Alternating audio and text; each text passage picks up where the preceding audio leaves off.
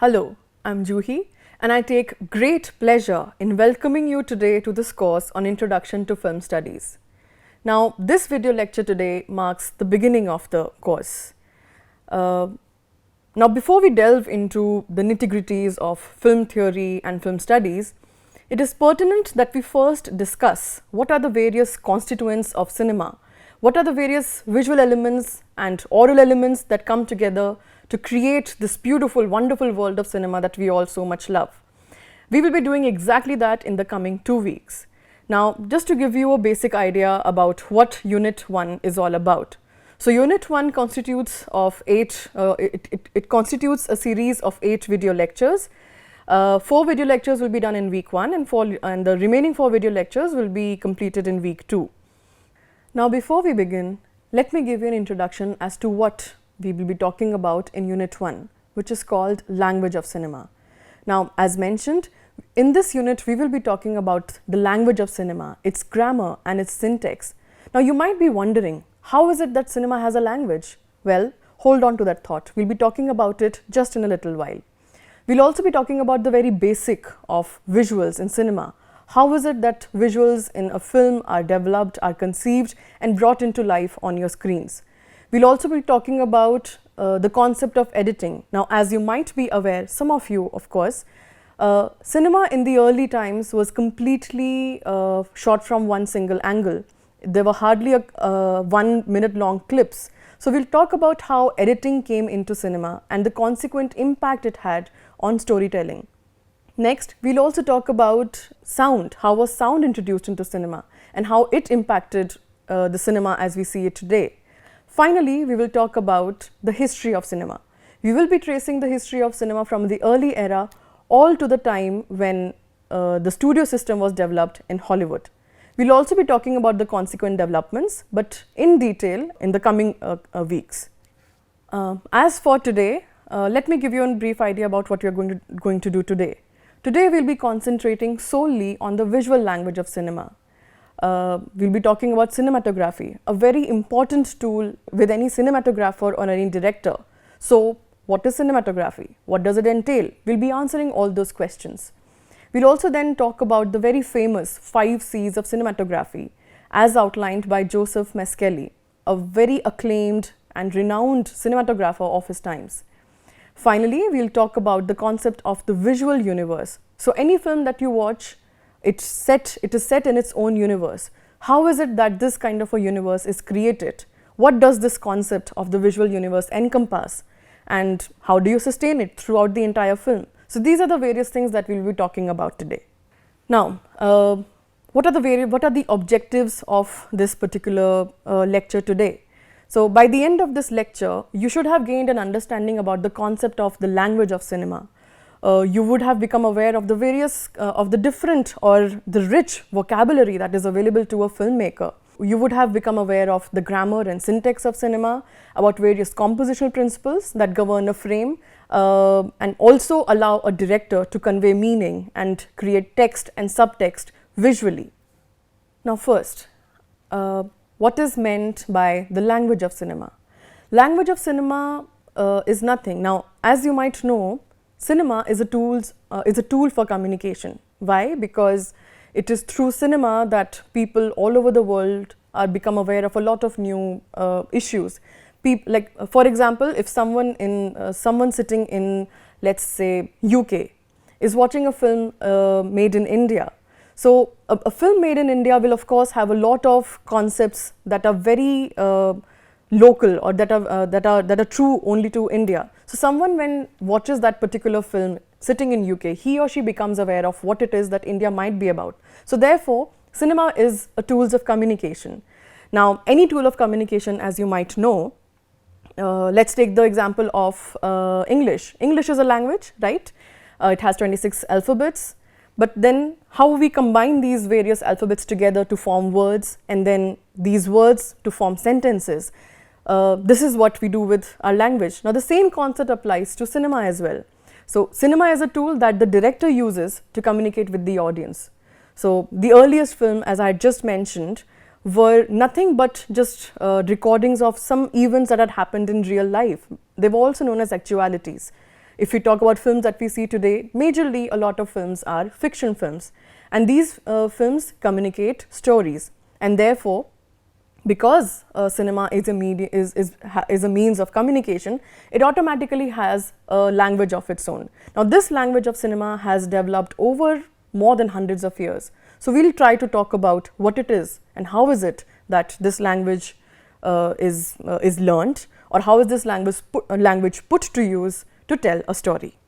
So as I said, cinema does have a language of its own. So all the different shots, the colors, the camera movements, the kind of sound that is used, the music, these all can be said to be the alphabets of cinema. And how is it that these alphabets are put together? How is it that these various elements are put together? The kind of guidelines that govern the use of these various elements to tell a story, they can be said to be the grammar or the syntax of cinema. We'll talk about them. You might also be aware of certain conventions, both regional as well as global. Now, what are these conventions that I'm talking about? Conventions are nothing but the various minute things that you have been able to observe throughout your viewings of the different kinds of films. So something like if you want to show the passage of time, you would see that the sun is slowly going into a fade out situation. This automatically would communicate to the audience that the day is coming to an end or something new is going to begin. Another example would be, which is very typical to Indian cinema, that you see a young boy who's running, you see a close-up of his feet, he's running, and as he's running, in that motion itself, the boy grows into an adult. Next, we'll be looking at two clips that are kind of two conventions from Indian cinema.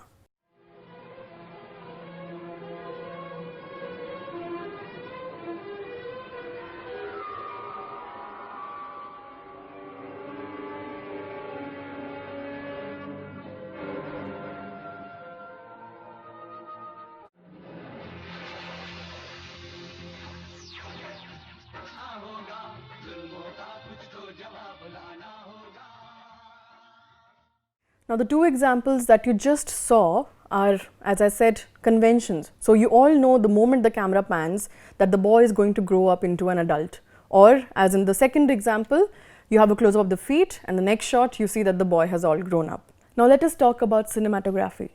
I'm sure you have heard that term before. Now, what does this term mean? It actually comes from a Greek word, and it means writing with motion.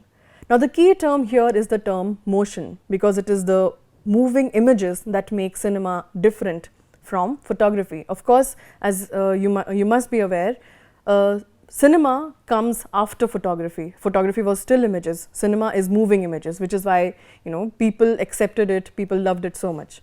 Anyway, moving back to cinematography. It is important that we understand that cinematography is not just about picking up the camera, pointing it at an event and recording it. It is much more than that. It requires a great amount of planning on account of the director or the director of photography or cinematographer, where they take ideas, abstract ideas in fact, that are in the human mind or that are perhaps on a piece of paper, and these ideas are then converted into visuals that convey emotions or values of various tones and various other forms of intangible or non-verbal forms of communication that happen. So, it's very important that you understand cinematography is not just a term, it's not just about picking up the camera and shooting. It refers to any and every visual element in a film. So, anything that you see on your frame in a film has been there pre-planned and is part of the cinematography. At the heart of it, cinematography is a creative and a highly technical skill too. Creative because you have to be able to use all the visual elements available to you to tell your story, and technical because you need to know exactly how to work with your equipment to be able to tell that story. There are a range of methods and techniques that are used to add layers and layers of meaning. So, any cinema is not just about the story, it always has different layers of meaning that can be talking about the society, and so all these different techniques that are used, they are used to add meaning as well as subtext to any film. Together, if we club all these various techniques, we can simply call them cinematic techniques. Let us begin by discussing the smallest unit of a film. Now, what is it? A very tiny single frame. Now, to give you an idea, a single photograph that you click is one frame. Now, why is this frame so important? Because cinema, as I said, is moving images. How are these moving images created? Imagine something like a flip book. There are various single individual drawings that are drawn on a piece of paper, and they are very rapidly flicked. And when they are flicked rapidly, it appears the entire drawings, they appear to be in motion. The same concept applies to cinema as well. One frame is there, but there are lots of frames that come together that are shown to you on your television screen or in the cinema hall in rapid succession, and that is how you get the illusion of motion taking place. And therefore, it becomes very important for us to understand why or how is the frame constructed, what happens in a frame. Now, very simply, a frame conveys visual information. Now, this information is something that the director has put in deliberately. So, nothing in a frame is unintentional. Now, the next time you go and watch any film, you should pay careful attention to every element that you see on your frame, because everything that you see on the frame, as I said, has been deliberately put in by the director or the cinematographer.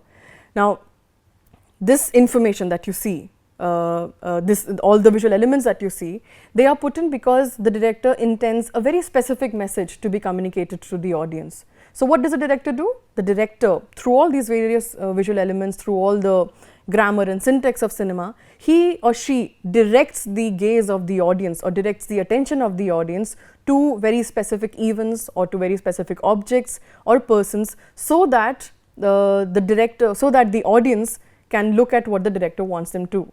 Now, of course, as we discussed the various cinematic tools that are used, the director does this through using these cinematic tools. Now, please be very, very conscious when you look at, when you watch the other film, because you'll realize that the director actually tells you where to look, what to look at, and also in what order. So, all these things the director is able to communicate in one single frame. So, a frame is able to communicate meaning or mood or tone or atmosphere, and also the subtext of a film, and that's how important the frame is. Now, this frame that you are looking at is from a Guru Dutt film called Kagaz Ke Phool. Now, if you look at this frame, I am sure you are getting some kind of information. Of course, there is the look on the actress's face, but it is also about the kind of lighting. If you look at the lighting, it does convey some meaning to you. You can see a lot of poignancy in the face, and this is what I mean. It's a single frame, it's a grab from a film, but yet it is able to communicate to you at so many different levels. For a director, a frame is basically a compositional choice that is exercised by him or her to tell you exactly what to look at. So, the director chooses and selects and emphasizes what various visual elements should be focused and brought to the attention of the viewer. So, various visual compositional principles come together and work in a single frame to bring what you see in front of you. Now is the time to discuss the 5 C's of cinematography. Now, as I had mentioned, the 5 C's of cinematography are these 5 concepts that are very, very essential to cinematography and have been outlined by Joseph Meskelly. Joseph Meskelly was a very acclaimed cinematographer. He shot various documentaries and films during World War II, and then of course he moved on to shooting fiction films also. So, this film of course has been in publication for more than 50 years now, but even today this book is a go-to book for a student of film studies or also for a person who wants to practice cinematography. The 5 C's as outlined by Joseph Meskelly are camera angles, continuity, cutting, close-ups and composition. Now, let us delve a little deeper into what these 5 C's are and what do they constitute, what do they talk about. First and foremost, we have camera angles. Now, what is a camera angle? Very simply, it refers to the position of the camera vis-a-vis the subject. So, if I am the subject, where will the camera be positioned? Where will the camera be positioned with regards to me? So, will the camera be here in front of me, or will the camera be here on top, or will the camera probably be on the side? So, all these different positions that you see are known as camera angles, and they make a very marked difference in the kind of perception that the audience will have. So, I will show you examples later on, and you'll see how camera angles can actually make a difference in the kind of message that the audience is able to take away. So, While talking about camera angles, Mescali talks about image size and image angle. Image size is something that we will talk about in more detail later, but this one right now we will concentrate on image angle, or as I said, image your camera angle. Now what does it do? It determines the viewpoint for the audience. Now you have to remember that the camera always takes the place of the audience. So whatever the camera is viewing sort of becomes the viewpoint of the audience also. So this is something that as a director, the director keeps in mind. There is a huge range of camera angles that is available to a director, but which one to choose will depend on the kind of message or the kind of emotion the director wants to develop or the director wants as a response from the audience. Now, while discussing camera angles, Mescali stresses that a use of varied and relevant camera angles is very important because it makes the story very impactful. So, imagine shooting one film, or imagine watching a film, not shooting. If you watch a film where the entire film is shot from one camera angle, you might not realize it, but what happens is that the audience becomes bored. So in order to make your story impactful, it is important, as Mescali stresses, to have different and varied kinds of camera angles in your film. Now what you see on screen right now, of course, is the very famous villain in Bollywood, Mogambo. But look at the camera angle that you see. This kind of a camera angle is known as a low angle shot. What does it do?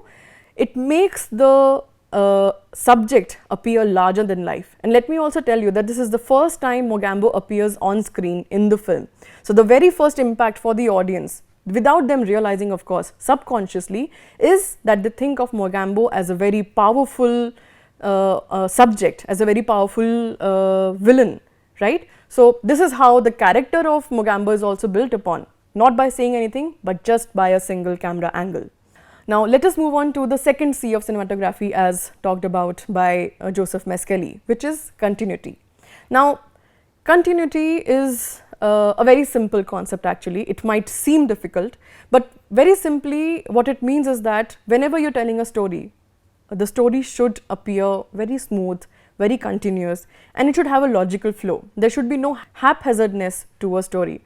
So to make it simpler even, I would say that continuity is all about making sure that your events in the story flow in a chronological order. So there is a beginning, a middle and an end. Now how can this continuity be achieved? A very simple rule will be that you try to keep the images as close to reality or as close to real life action as possible. Now all these things are said by Joseph Mescali. So this is advice from Joseph Mescali for someone who wants to study or someone who wants to practice cinematography. Another thing that Joseph Mescali mentions is that nothing in the frame should distract the viewer. So what happens is that anything that you are composing in your frame, you should make sure that there is no element in your composition that calls attention to itself when it shouldn't. Because what happens then is that it breaks the illusion of this universe of the film that you have created, and automatically the continuity breaks. So continuity of watching the film, continuity of experiencing the film breaks. Now Joseph Mescali stresses on the concept of cinematic time and cinematic space. Now what is cinematic time and cinematic space? Very simply, in a story, now you might have watched Bollywood films, sometimes they are of a story that probably stretches 20 years long. Sometimes it might be of a story that stretches 2 days, so that is cinematic time. You have to make sure when a story is being told, that there is a continuity of time, that something that was in the past is not told before, or that something is going to happen later is not told to the audience before. That is what is meant by cinematic time. Moving on to cinematic space. Cinematic space again is very simple. Like right now I am sitting in this in desk, right? So this comprises my space. At any point of time I have to make sure or not me, of course, the director has to make sure that if there is a cut between me and the next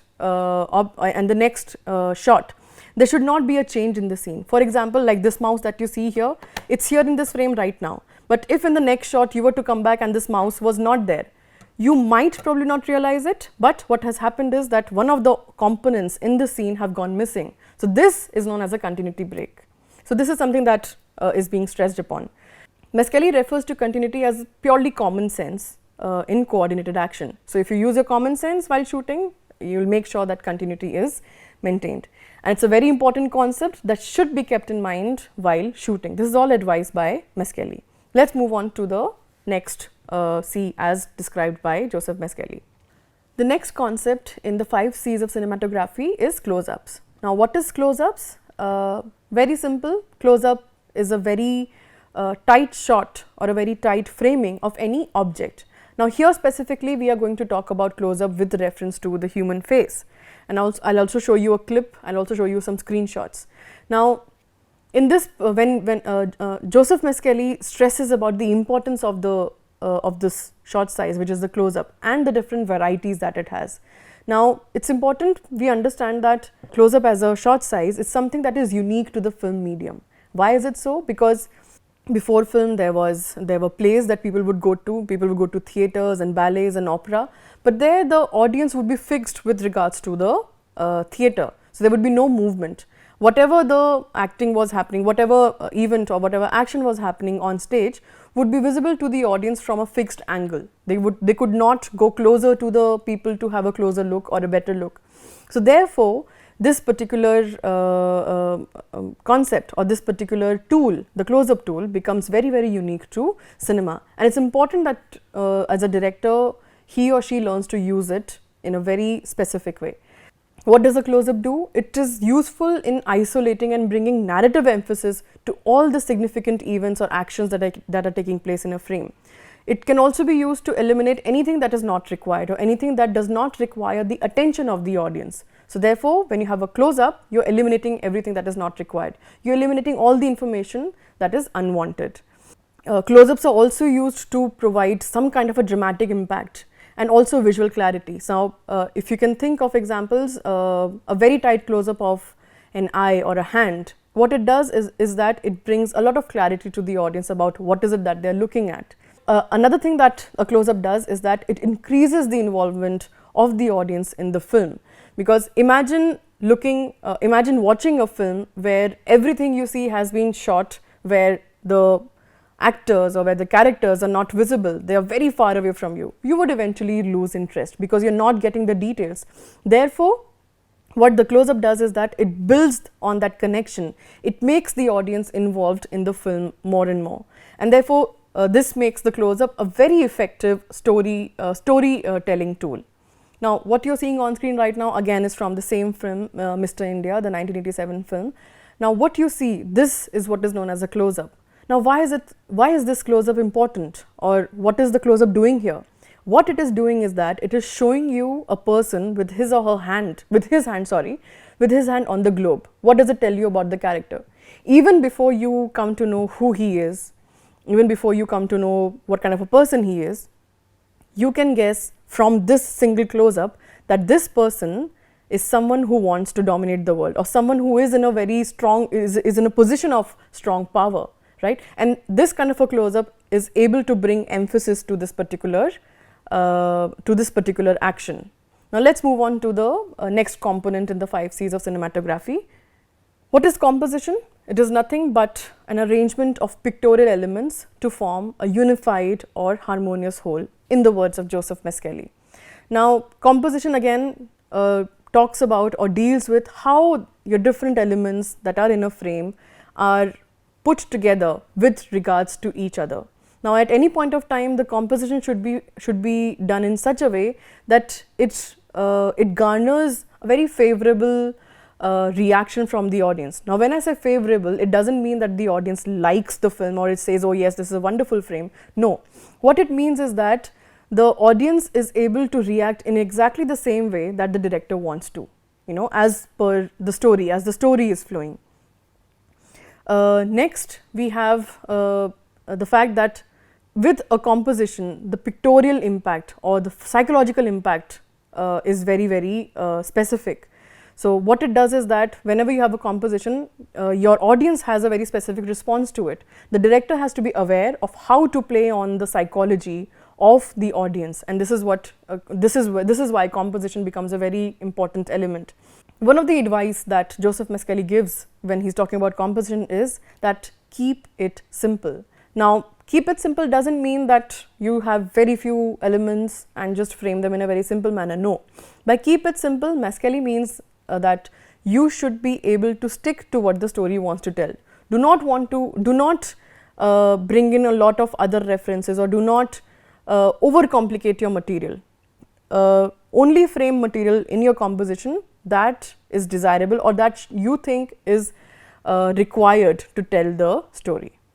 We will be watching a clip from the film Mr. India. We have looked at 2 screenshots and let's have a look and try to see whether we have understood these 5 C's that we've just talked about, you know, the 5 C's of cinematography, and how are they used in this particular scene that we'll see.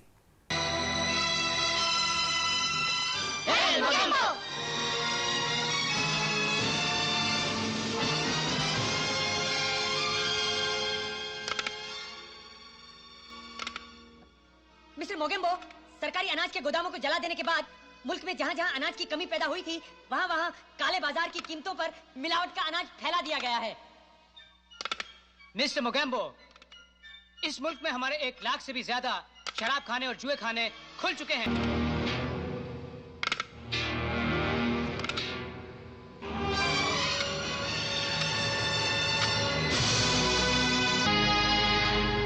Mogambo खुश हुआ।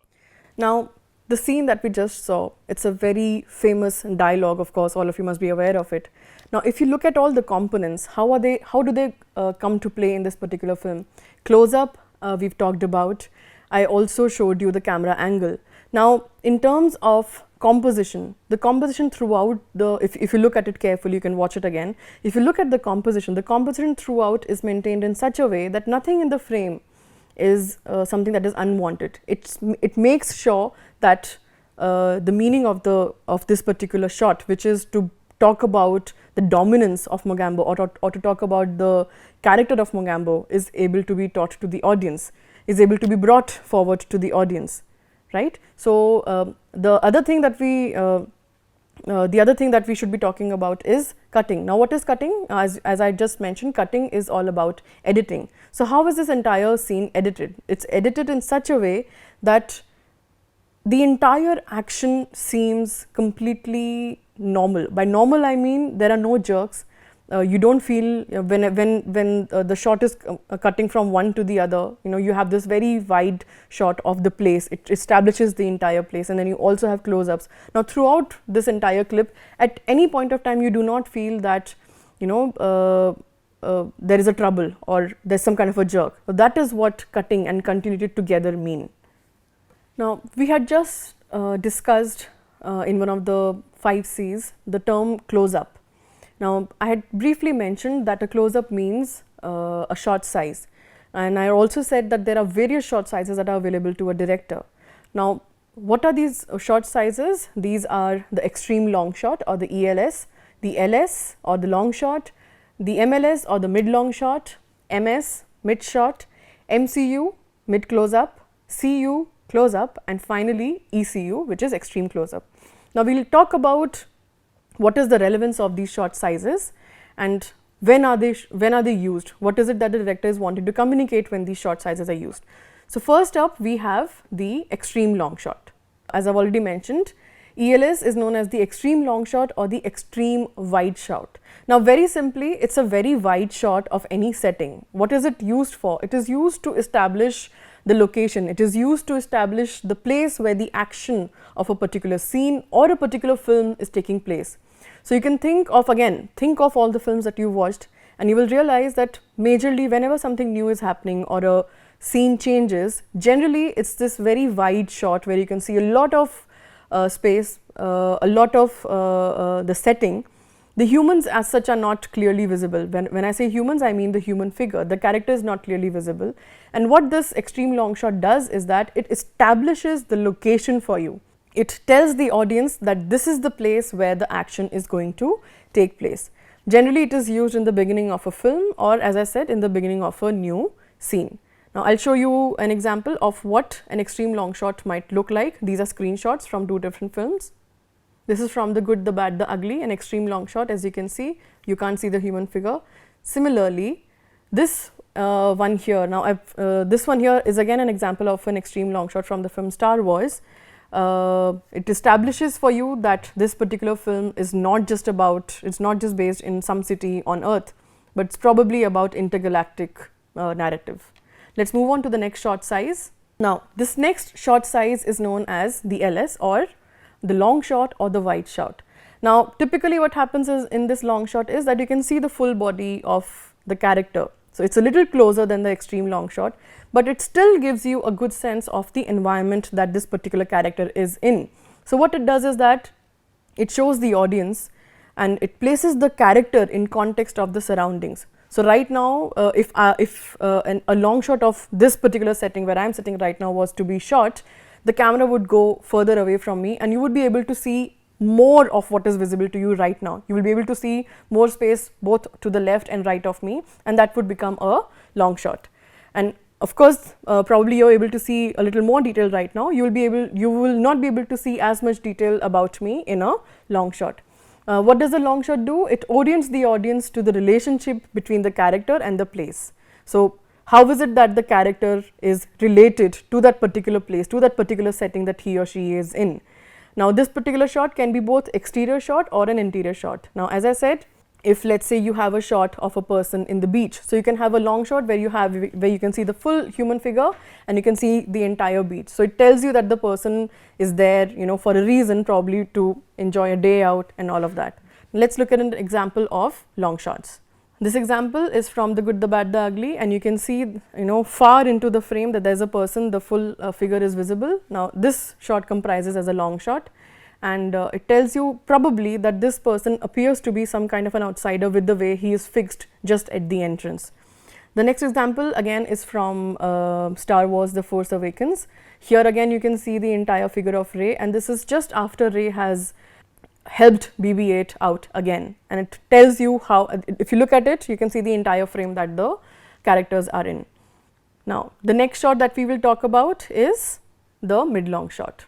What does the mid-long shot do? Now, you must realize that we are moving from the widest shot to the closer and tighter shot compositions. So, now we have the mid-long shot. Now, what does the mid-long shot do?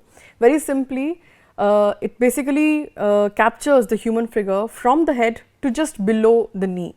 So, again, now what has happened is that you have come a little more closer to the character. This shot is also known as a cowboy shot, because this kind of a shot composition was first used in the Western films. Now, when I say Western films, I do not mean films that are made in the West, but Western films such as the ones that I have been showing you examples of, you know, The Good, the Bad, the Ugly, or something like what our Indian film Sholay was inspired from. So, this kind of a shot is also known as a cowboy shot, because you are able to see the entire figure as well as the gun that is hanging at the side of the cowboy. When you are moving this close to the subject, to the character, what it does is that it gives you a little more detail about the costume. The gestures or the movements of the character become a little more visible, they become a little more clear to you, right? And you start losing out information in terms of the surroundings. This kind of a shot is used to show interaction between characters. So, you might have 2-3 characters. Whenever you have this kind of a setting, you have a mid-long shot composition. What it does is, as I had already said, it is bringing the audience a little more closer to the audience. So, all these reasons are why a director might use this kind of a shot in his or her composition. Now, let us look at examples of the mid-long shot. So, this again from The Good, the Bad, the Ugly, you can see that it is a mid-long shot, it is cut just below the knee, and it sort of tells you about the relationship between the two characters that you see on screen. Next, we have the shot from Star Wars. Again, the kind of composition that it has, the kind of area that it covers, it is a mid-long shot cut just below the knee. Now, we will talk about the next shot size, which is the mid shot. Now, the mid shot is also known as a waist shot. It is known as that because this kind of a composition frames the human figure from the head to just below the waist. Now, again, we have moved again much more closer to the character. What does it do? It shows you more detail. It brings you more detail than what you saw in the mid-long shot. So, now the facial expressions start to become clearer. You start concentrating more on the person rather than on the person and the surroundings. So, you have lesser of the surroundings visible. The character itself takes prominence in this kind of a composition. Again, this shot can be both an exterior shot or an interior shot. Now, when I say exterior shot would mean a shot that has been shot outside, you know, outside the limits of four walls. Interior shot would mean something like this right now, where a person is sitting or standing or whatever action is taking place inside the four walls. So that's an interior shot. Now let's look at examples for mid shot. This, as I said, from The Good, the Bad, the Ugly. Then you have another example from The Force Awakens. This is just to give you an idea as to what the mid shot looks like. So you're closer, you can see the expressions much more clearly. Next we have the mid close up or the MCU. It's also known as a bust shot. Now again, we are moving in closer to the character. Details about the surroundings are being lost again. Now this is one of the shots that you will find most used in cinema and of course in television, because this is the kind of composition, this is the kind of shot size that is very natural to a human being. So imagine if you're talking to a friend. So whatever area you're looking at, or whatever figure of the friend or person you are looking at is visible to you, exactly that composition in a cinematic frame is known as a mid close up. Now what it does is that it frames the human figure from head to just to between the shoulders and anywhere between the belt line. So you have your waist and the shoulders. So anywhere from your head to anywhere between these two places, this kind of a composition is known as your mid close up. It's good for conversations between two characters, when you want to show interaction, when you want to show expressions or reactions from the other person, this kind of a composition is used. And in this situation, you'll realize that the surroundings are becoming more and more drowned out. Again, this can be both an exterior shot or an interior shot depending on how it has been shot. Let's look at examples. So this is an example of a mid close up. Surroundings are now drowning out. The character is becoming more and more central, not just in terms of framing, but central in terms of the kind of attention that he or she gets. The next shot size is the CU or the close up, also known as the headshot. Why the headshot? Because for a character, it basically just shows the head of the person, the face of the person. Therefore, this particular shot size is also known as a close up. Now the close up is used to create intimacy between the audience and the character, and also if there are two characters, the kind of intimacy that two characters would have. So what happens is that whenever you have a close up, it evokes a very strong response, a very strong emotional response from the audiences. Now as an audience, again, they might not realize, but when you have close ups, you'll realize that there's some kind of a response that you have, right? So that's the purpose of a close up. It brings the entire focus of the frame on the character's face. So there is nothing visible, there's hardly any background visible, and therefore you're fully concentrated only on the person's face. Again, this shot can be both an exterior shot or an interior shot. Let's look at examples of the close up. So again, an example from The Good, the Bad, the Ugly. A close up, you can see just the person, no background at all, entire concentration on the face. Similarly, this example is from the Star Wars The Force Awakens, and again the focus is completely on the face, and it does evoke some kind of an emotional response from you because you know what the character is feeling. Now let's move on to the last shot size, which is the extreme close up. ECU or XCU, it's known as, it's the extreme close up. Now extreme close up is the kind of shot that is used very sparingly. Now when I say sparingly, imagine if you are talking to a person who's this close to you, you will obviously feel uncomfortable, right? That's the exact thing that you do with the extreme close-up shot in a film also. You never have a film with a lot of extreme close-ups. It is reserved for very dramatic effects to bring into your film. So what do extreme close-ups do? Extreme close-ups can focus on very specific things. So in the case of the face, they can focus just on the eyes or just on the mouth, and they can also focus on inanimate objects. So such as, if you could imagine, just a focus of just a extreme close-up of just this mouse or my hand as they are moving. So all these examples are, all these shot sizes are known as your extreme close-ups. What do they do? Close-ups can also be used to build suspense or to create tension or to bring some kind of or to bring some sense of apprehension into the audiences. So they're a wonderful tool to do that, which is why, as I said, they should be used sparingly and not throughout the entire film. Again, these are the kind of shots that can be both exterior as well as interior shots. Now let's look at the examples of the extreme close-up. Again, example from The Good, the Bad, the Ugly. The complete focus is only on the eye. You will not look anywhere else, and the piercing gaze, you know, of course with context to the film, it does talk to you, it does say something to you. When you watch the film, you'll be able to understand better. This example again is an example from the Star Wars Force Awakens, an extreme close-up of just the eye. Now, although I've just shown you examples of the eyes, as I said, the extreme close-up can be of any object, can be of any other part also, that has to be brought into special attention as the director desires as per the story. Now, finally, we will be talking about the concept of visual universe. Now, what is this visual universe?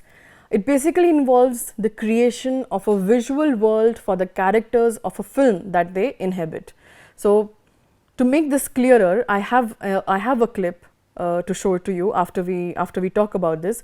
But to make this clearer, imagine films that are set in worlds that you are not aware of. So, right now we were looking at screenshots of the Star Wars. So, Star Wars is the kind of situation that has not existed in real life, right? So, the director has to create a visual world for it, which is why all the everything that you see in that particular film is used to create that visual universe. So, it will include your costume, the setting, the place, everything that you see on screen to create the visual universe of the film, the universe in which the characters of the film reside.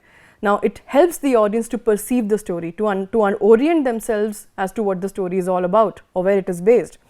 It helps once they have an understanding of the setting, the audience can also understand what the characters are and what their motivations might be.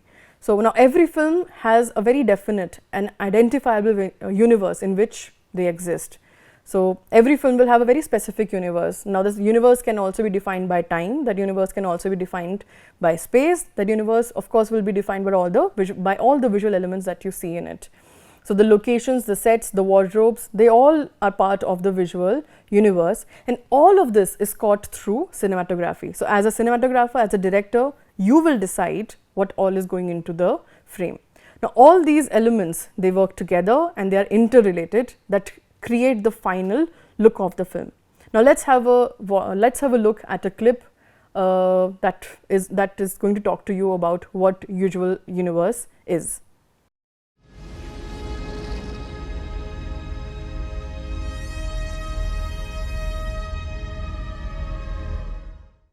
The clip that you just saw was from the film The Blade Runner, and it's one of the establishing shots of the film, or the establishing montages of the film.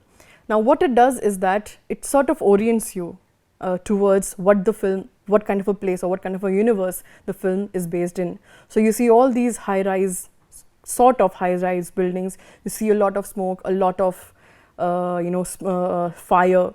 You also see these flying machines that do not look like what you have seen. So, it automatically orients you towards thinking that probably this film is based in the future. So, this is what we mean by visual universe. You look at the film and instantly you understand what the film is all about, or you get an understanding of what the film is going to be all about.